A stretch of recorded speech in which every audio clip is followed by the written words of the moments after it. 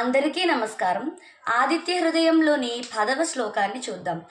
ఆదిత్య సవిత సూర్య ఖగ పూషా గభస్తిమాన్ సువర్ణ సదృశో భానుర్హిరణ్యరేతా దివాకర. అగస్త్యుడు రాముడితో ఇలా అంటున్నారు: ఓ రామ, సూర్యుడు అదితి కుమారుడు. ఈ లోకాన్ని అంతటికీ కూడా కర్త, అంటే ఈ లోకాన్ని అంతటిని సృష్టించి జీవులందరికీ కూడా జీవాన్ని పోసేవాడు.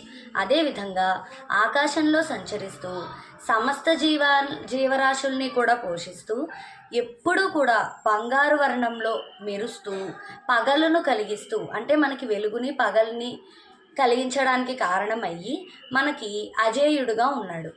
ఈయన్ని స్మరిస్తే కనుక మనకి ఎప్పటికీ కూడా విజయం కలుగుతుంది అని అగస్త్యుడు రాముడితో చెప్పాడు. మళ్ళీ ఒకసారి ఈ శ్లోకాన్ని చూద్దాం. ఆదిత్య సవిత సూర్య ఖగ పూషా గభస్తిమాన్ సువర్ణ సదృశో భానుర్హిరణ్యరేతా దివాకర.